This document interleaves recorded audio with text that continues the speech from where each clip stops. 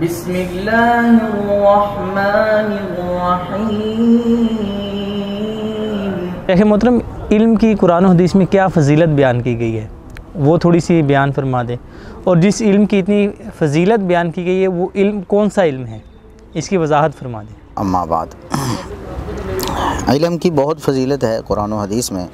अल्लाह रब्बुल इज़्ज़त ने इरशाद फरमाया, कुल हल यस्तविल्लज़ीना यअलमून वल्लज़ीना ला यअलमून। ए नबी, आप ऐलान कर दीजिए, उनसे सवाल कीजिए, पूछिए कि क्या इल्म वाले और बे इल्म बराबर हैं। यानी अल्लाह रब्बुल इज़्ज़त बताना चाहता है कि जो इल्म वाला है वो बे इल्म लोगों के बराबर नहीं हो सकता, वो बहुत बुलंद है उनसे। बे इल्म कभी भी इल्म वाले के बराबर नहीं हो सकते। इसी तरह कुरान करीम में इन्नमा यख्शल्लाह मिन इबादिहिल उलमा, आलिम लोग ही अल्लाह से डरते हैं। यानी अल्लाह की खशियत और तकवा उलमा में ही हो सकता है।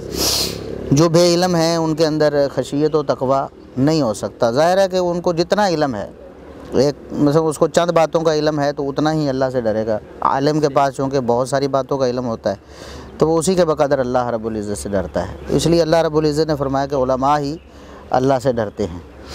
इसी तरह हदीस में बहुत सारे फ़ज़ाइल हैं इल्म सीखने वालों के, इल्म सिखाने वालों के और इल्म के भी।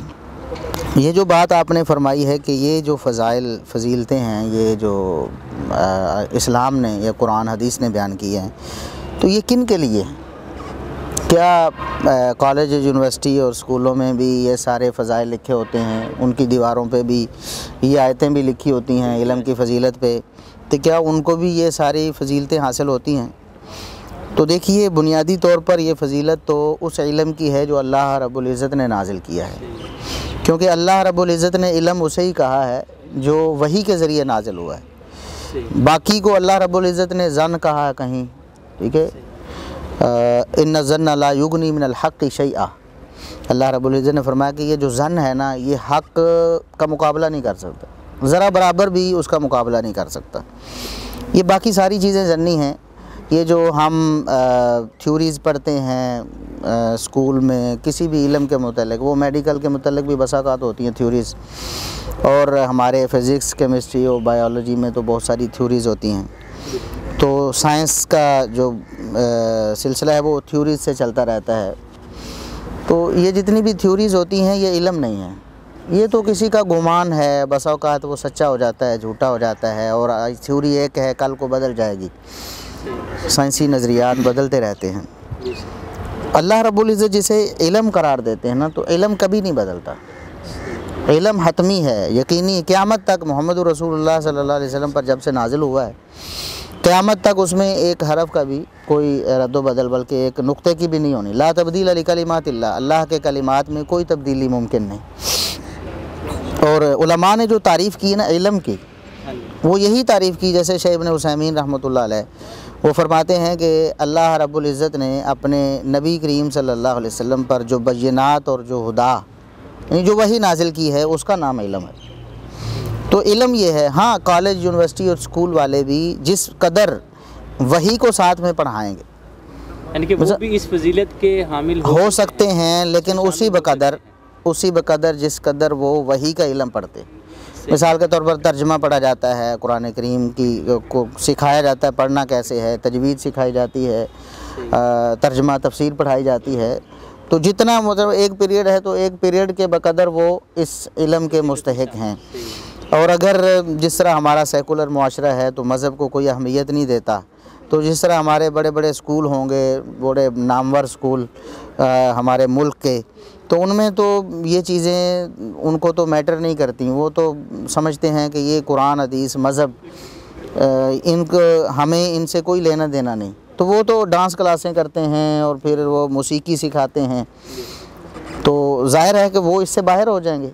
वो चाहे जितनी मर्ज़ी डिग्री PhD भी कर ले, कोई आलिम नहीं बनेगा। आलिम तो वो है जो वही को जानता है। अल्लाह रब्बुल इज़्ज़त ने जो कुरान और सुन्नत की सूरत में जो वही नाजिल की है, इल्म उसे ही कहते हैं। वही इल्म है, हकीकी इल्म है, और उसे सीखने वाले ही हकीकी उलमा है। और वो इदारे भी नबी करीम सल्लल्लाहु अलैहि वसल्लम ने बताए हैं, जैसे कि सही मुस्लिम की हदीस है, उसमें यही ज़िक्र है कि वमन सलका तरीक़न यल्तमिसु फ़ीही इल्मा सहलल्लाहु लहू बिही तरीक़न इलल जन्नह। जो शख्स इल्म सीखने के लिए किसी रास्ते में चलता है तो अल्लाह रब्बुल इज़्ज़त उसके लिए जन्नत का रास्ता आसान कर देता है। तो यहाँ इल्म की बात है ना, तो आगे अल्लाह रब्बुल इज़्ज़त नबी करीम सल्लल्लाहु अलैहि वसल्लम ने जो अल्फाज फरमाए हैं तो वो उस इदारे का भी पता दे रहे हैं कि किस इदारे से वो इल्म मिलता है।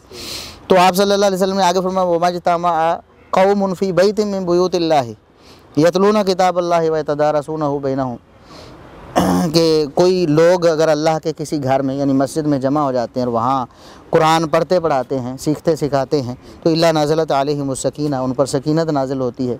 तो इल्म की मजलिस जो भी होगी उस पर अल्लाह रब्बुल इज़्ज़त की तरफ से सकीनत नाजिल होगी और वग़शियतहुमुर रहमा, रहमत उनको ढांप लेती है। वहफ़तहुमुल मलाइका, फ़रिश्ते जो हैं अपने परों का साया कर देते हैं उस इल्म की मजलिस पर। तो इल्म तो ये है।